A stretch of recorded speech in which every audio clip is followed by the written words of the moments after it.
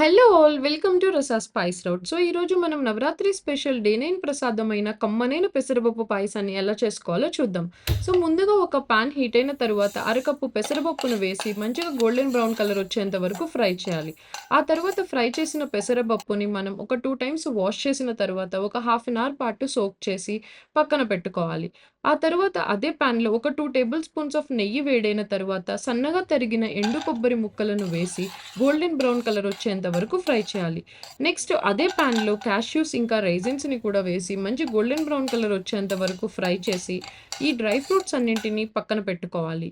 ఆ తరువాత మనం ముందుగా వాష్ చేసి పెట్టుకున్న పెసరపప్పుని ఓ 1:2 రేషియో వాటర్ యాడ్ చేసి స్టవ్ మీద పెట్టి హై ఫ్లేమ్‌లో 2 విజిల్స్ వస్తే మనకి పప్పనేది మెత్తగా ఉడుకుతుంది. ఆ తరువాత మనం ఇంకొక పాన్‌లో హాఫ్ కప్‌కి 1 కప్ బెల్లం ఇంకా 2 టేబుల్ స్పూన్స్ వాటర్ వేసి బెల్లం కరిగేంత వరకు మనం బెల్లంని మరిగించాలి. సో, ఆ తరువాత మనం ముందుగా ఉడకబెట్టిన పప్పుని ఇందులో వేసి, పప్పు, బెల్లం మిక్స్ అయ్యేలాగా బాగా కలపాలి. ఇక్కడ హాఫ్ కప్ పెసరపప్పు తీసుకున్నాం గాబట్టి, నేను 1 ½ కప్ మిల్క్ తీసుకొని, కొంచెం కొంచెంగా బాగా కలిసేలాగా తిప్పుతూ ఉండాలి. సో, ఎవరైనా ఇక్కడ ఉప్పు, బెల్లం తీసుకున్నట్టయితే స్టవ్ ఆఫ్ చేసి మీరు పాలని మిక్స్ చేసుకోవాలి. ఆ తర్వాత డ్రై ఫ్రూట్స్‌ని గూడా వేసి బాగా కలపాలి. ఆ తరువాత మీరు ఒకవేళ ఉప్పు, బెల్లం తీసుకున్న వాళ్ళైతే స్టవ్ ఆన్ చేసి, ఆ తరువాత ఒక పొంగొచ్చేంత వరకు మంచిగా మరిగించాలి.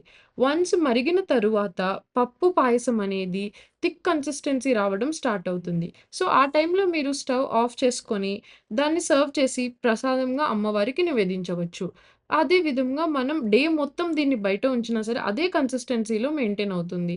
ఆ తరువాత మనం ఆ ఎండు కొబ్బరి ముక్కలు తింటూ ఉంటే పలుకులు తగులుతూ ఈ పాయసం అనేది చాలా కమ్మగా ఉంటుంది. So, thanks for watching our channel. Please do like, share and subscribe to our channel.